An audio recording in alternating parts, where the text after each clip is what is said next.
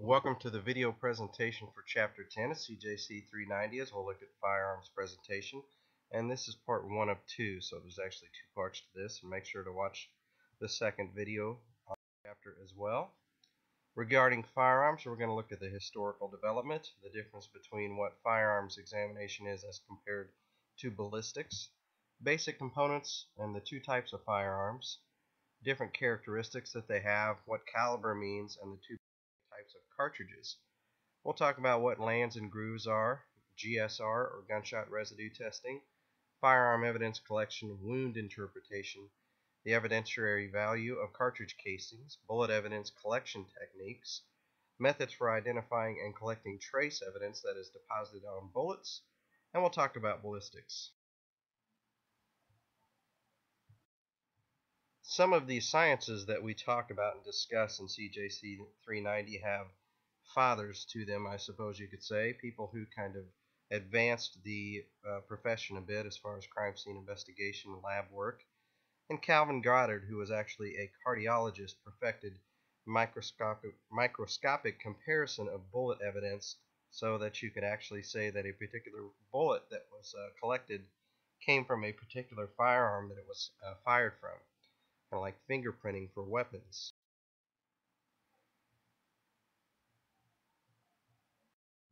The rest is history there. Firearms examination is different from what a lot of people call ballistics. When they think of firearms examination, they think of the term ballistics. That's a part of it, I guess you could say, but it's really ballistics is the study of the trajectory a bullet takes after it is fired from a weapon, and obviously lots of physics plays into that determination of what ballistics is. But firearms identification really refers to everything about a firearm, so how it works, the cartridges that it uses, GSR falls under it, cartridge casing comparison and bullet comparison, and powder pattern determination, which we'll talk about here, and in chapter 16 a little bit too. When it comes to firearms laws, examination can pertain to many cases, such as murders, drive-by shootings, things of that matter, aggravated assaults, but also there may be cases where possession is an issue. It is illegal for different individuals in this country to possess a firearm, such as a convicted felon who has served over a year in prison, somebody who is a narcotics user, habitual narcotics user, mentally ill individuals, illegal aliens. If you renounce your citizenship, you also renounce your ability to legally possess a firearm. Dishonorable discharge, and someone who has an order of protection, a full order of protection against them. So lots of categories, particularly in the state of Missouri, limit it. Altered firearms are illegal to possess, so if someone has stolen a firearm, they are all marked with serial numbers, at least modern firearms are. So anyone who alters that serial number possesses a stolen firearm. Obviously, there's illegal sales that can occur too. You can't sell to a juvenile. And fully automatic weapons are illegal in many cases too. Domestic violence convictions may preclude someone from possessing a firearm. And when it comes to possession, we're just trying to determine did that individual possess this weapon. So things like fingerprinting and DNA swabbing may come into play. Felon in possession applies to almost all firearms except some there are that actually felons can possess, and these include black powder firearms. So obviously these are the old firearms from like the Revolutionary War period that had powder and ball firing, and not a practical weapon to use these days, but something that still could cause some damage and actually does not apply to a felon in possession. There are firearms laws both at the federal level and the state level, and these seem to be constantly moving. There's just so much discussion legislatively about firearms that this is something that's always on the radar as far as legislative priorities and debate. We'll get into the different types of firearms. One type is a long gun, over 26 inches in length. Rifles must have a 16-inch barrel, and shotguns must have an 18-inch barrel. So if you have firearms that have been altered to have a shorter barrel, those can be illegal as well. So we're going to look at the basic types of firearms here and do kind of a cross-section of some of them for those of you who are not really familiar with how they work. And this is a revolver, and it gets its name because the cylinder that you see at the center of the picture here, and actually in the bottom left you see the cylinder open, it is what holds the rounds of ammunition. And the cylinder actually rotates, or as you could say, revolves, an unfired bullet into position so that the hammer in the back can drop and hit the firing pin and eject a bullet through the muzzle out of the weapon. So each time that cylinder rotates and puts a new round of ammunition into position to be fired until they've all been fired and it is done. So the trigger is what makes the hammer go back. The hammer then drops at a certain point, hits the firing pin, and it propels only the bullet forward. You can see that on the bottom left picture, the right hand side of that is shaped a little differently, and that's so to make sure that it is retained in the weapon and does not fly forward against what's called a breech block. So this is what's called a semi-automatic weapon, and it differs from a revolver in really only how the rounds of ammunition are loaded to prepare to fire. And you can see in this crosscut that they are loaded into what's called a magazine. Some people call it a clip, but the proper term is really a magazine. And they are ready and waiting to be loaded into the firing position, which you can see the single round of ammunition that says bullet and shell casing. It's in place to do so, so it's good to go. The breech block again holds that round of ammunition in place. It's got a nice shot of the firing pin here, so you can see the hammer that is right behind the firing pin falls, pushes that firing pin forward into that round of ammunition, and it hits the primer, which again you can't see from this view, but some other views of the weapon will show it rather nicely. And it propels the bullet forward, and with a semi-automatic handgun, that shell casing stays in the weapon momentarily but is ejected out, and a new round of ammunition slides into place because the entire top part of this weapon slides backwards. See some more cross-cut pictures here that show the ammunition, and this one actually has a round of ammunition in the top position getting ready to be loaded that shows you where the gunpowder is behind the bullet, so you can see the gunpowder in action. And you can see the reason that these rounds slide up into firing position is because there's a spring-loaded mechanism that pushes these bullets upward. So the entire slide, or the upper part of this handgun, slides backward during the firing process. It is forced to do so from the violence of the explosion of the bullet propelling forward, and a new round of ammunition slides right into that firing position.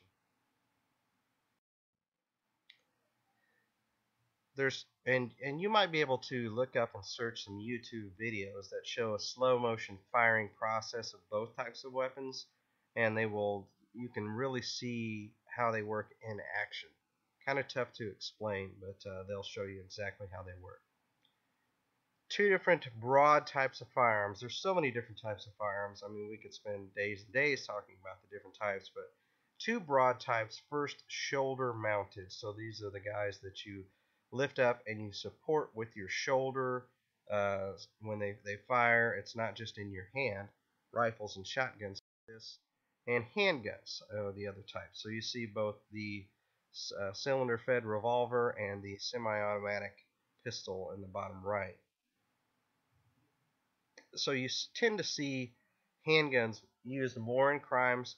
They're more easy to conceal, but you do on occasion see long shoulder-mounted firearms used as well. Other characteristics, they have what's called a smoothbore weapon. These are primarily shotguns, and smoothbore, the difference between them and what's called a rifled firearm, which is most other firearms, is that a rifled firearm is intended to put a spin on the bullet that is projected down the barrel. So we're talking about the barrel here. That's the big difference. And it puts a spin on the bullet because that improves bullet accuracy. Shotguns or smoothbore weapons do not do that. There's no spin to the barrel, so it does not put any spin on the bullet as it travels down through the barrel. And sometimes with shotguns, they don't use bullets. They use shotgun shells, which actually project multiple tiny pieces of what they call shot, and it creates a pattern. So we'll see that in other slides here. Other characteristics, how many shots can they fire? So there's single shot weapons like the bottom left. They just fire one round. I guess the benefit to those is they're so small. We talked about revolver, we talked about semi-automatics, and they actually have automatic weapons. And what that means is when you pull the trigger back, it fires multiple rounds as long as you have that trigger held. Whereas a semi-automatic, you have to continually pull the trigger, and it will fire basically as fast as you pull the trigger within some limits, but it will not. You have to pull it back for every round. Pretty amazing that they found weapons. This is a very good slide or picture here anyway that shows the action that I was referring to with a semi-automatic handgun. So you see that bottom right hand corner, the slide during the action of firing the bullet down range slides backward, it ejects that old cartridge casing, and it slides a new round of ammunition into place. So cartridge casings can be found at a crime scene because of this, unless the suspect picked up their cartridge casings, or you might have a revolver. And again, the revolver does not eject those casings automatically. You have to hand do it. You have to eject them manually. So again, the bullet is the part of the cartridge that is projected downrange. It's what leaves the barrel of the gun and does damage. There's different kinds of bullets: copper, brass, non-jacketed. What that means is most bullets have a lead center, but they may have casings around them, and what those casings do, like brass casings, they maintain the shape of that bullet, and honestly, it causes more damage that way. Lead tends to break apart when it hits an object, so jacketed bullets tend to hold that lead together, although they all kind of end up being mangled once they hit something often, unless it's a nice soft surface. These other types of ammunition simply refer to where we talked about where the primer is. And remember, the primer is what is struck by the firing pin after the drop of the hammer, and the primer is actually on the round of ammunition itself. And the primer is what ignites the gunpowder, sending the bullet flying. So rimfire ammunition has the primer on the edge. It's almost exclusively 22 caliber, as it says, and you don't see these very much. This is kind of rare that you run into these.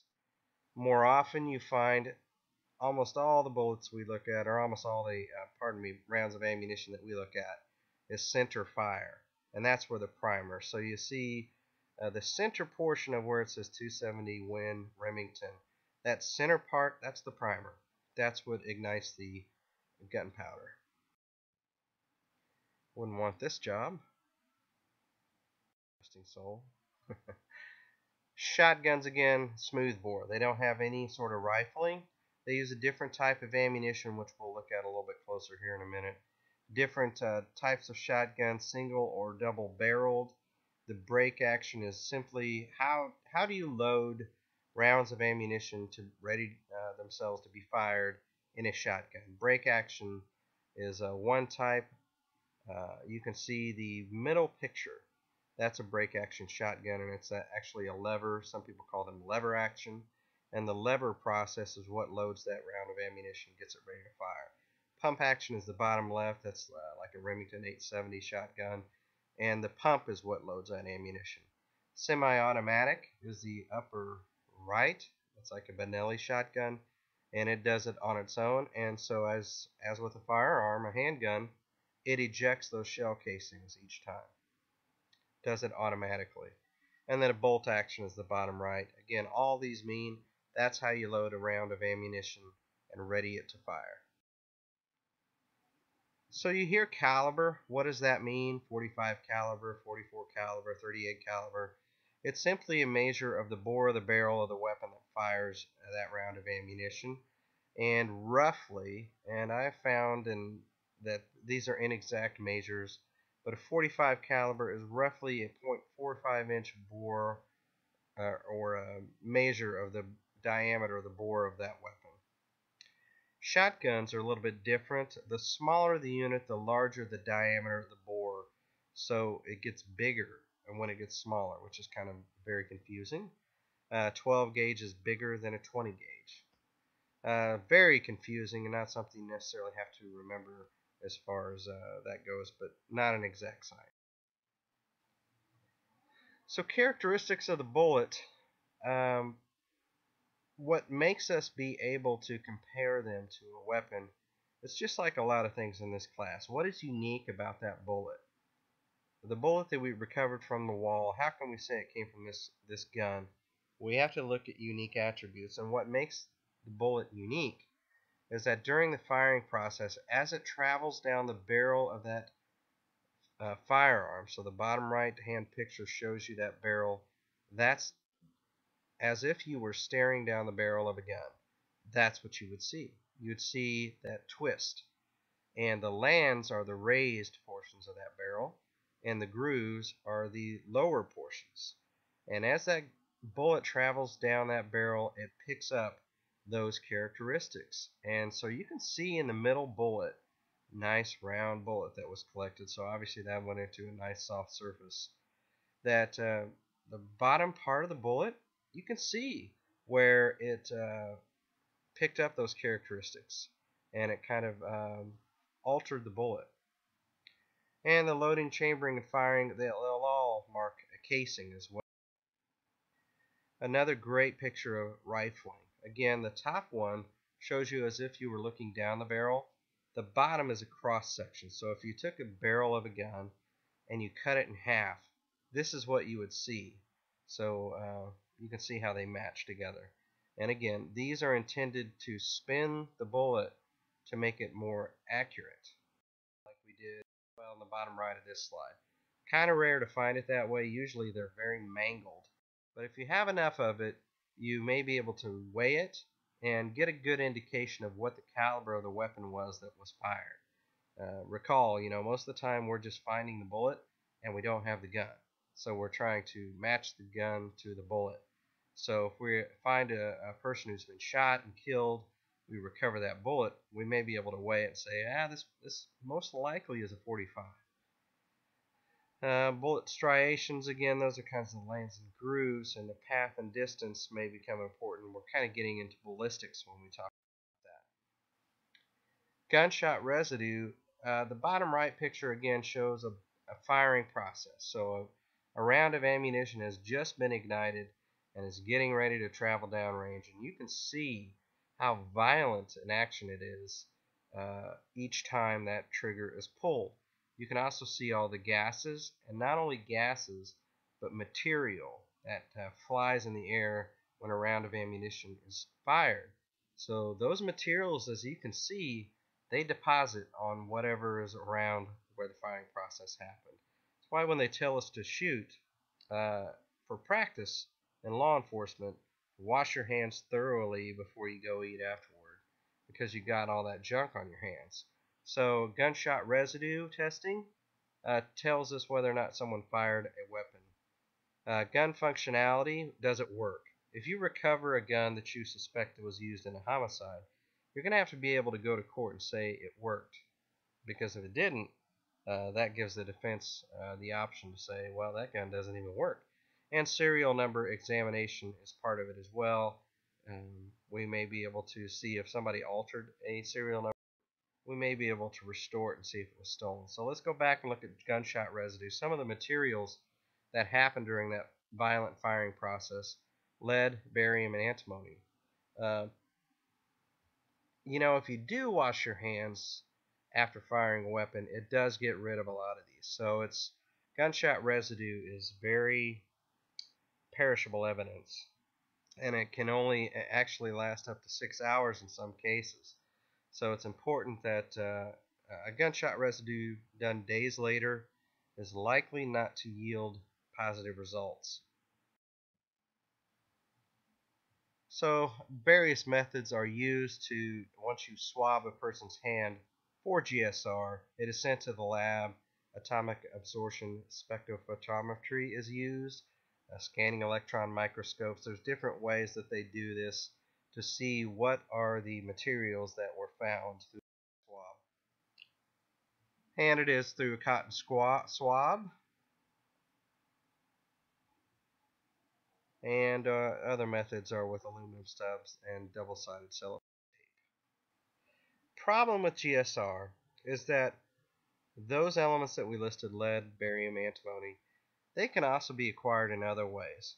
It's not always through firing a weapon. It could be through fireworks. It could be through some individuals' jobs put them in contact with those chemicals. So, and also there's some other chemicals that cause a false positive. So that means that in some cases a negative GSR is not conclusive, and a positive GSR may not be conclusive either. A person could just have been standing in the area too. So GSR is somewhat limited. It's not as solid as evidence as perhaps like DNA. Think of it in those terms. But it could help, and it could make a substantial case stronger. We'll be moving on to part 2 here soon. Evidence collection, measuring the location of shell casings that you find, bullet holes, bullets, fragments, shotgun shot patterns is important, obviously. It's very easy to kick these shell casings. They're very small and sometimes hard to see, so we always tell investigators to be careful. Talked about shotgun shot briefly, and the bottom picture here is a wound that was caused by a shotgun, and you can see actually it's not just one bullet, but a shotgun fires many small pellets that create a pattern. The further away they get from a gun, the bigger that spread pattern. So you can see actually this wound caused a lot of different injury. The weapon itself, we obviously photograph it, measure if we find one at a scene prior to removing it. Weapons are pretty good sources of fingerprints in some cases, because as you can see on this gun pictured here, there's lots of nice smooth surfaces. So it is, and plus they tend to have grease on them. They tend to be oiled for care and that sort of thing. So they're very conducive to accepting fingerprints. In cases of suicide, we will look to see if it's a wood floor, for instance, where the act was committed and the weapon was dropped. Is there damage to the floor? Because if there was no damage to the floor, you might have a scene that was set out. We'd do a GSR test on the victim's hand maybe too in those cases. There is often trace evidence in or on the weapon too. So during the firing process, it causes damage, obviously, and if it's at close range, you may have blood, hair, bodily materials. It was fired close to a building. You may have paint, wood, fibers, and other building materials. If it is a suicide question, or we find a victim who is deceased holding a weapon, the grip that they have is important to take a close look at. In most cases, individuals who die with a gun in their hands will drop the weapon. There is something called cadaveric spasm, and I think we'll talk about this later in chapter 16, but that is rare. So if you do see a handgun in a deceased's hand, it might mean you have something staged, so it deserves a closer look. It's not automatic. Also, slide recoil marks. Recall how semi-automatic handguns reload themselves. The slide travels backward, the bullet jumps into position to be fired. It's not uncommon to see individuals, especially who are not accustomed to firing a weapon, have damage to the webbing between their thumb and first finger that is caused from that slide action. Individuals do, in some cases, commit suicide with long-barreled rifles and shotguns. It's a little difficult to reach with some of them from the uh, to reach the trigger and point the barrel at one's body. And it's not uncommon in those cases to see them use some sort of device, pencils or whatever, to help their reach. Bullet collection, okay. It can be tough to do. Bullets in a wall, we dig out the material around the wall. We never try to pry the bullet from the wall itself, because if we do that, we tend to put our own lands and grooves, so to speak, on the bullet and damage it more. So we are very cautious in how we collect the item, and we collect each bullet separately and box it up separately because you have cross-contamination concerns. And anytime metal touches a bullet, you have the potential for, again, damaging that bullet. So we're going to move on to part 2 of this and talk a little bit more about firearms.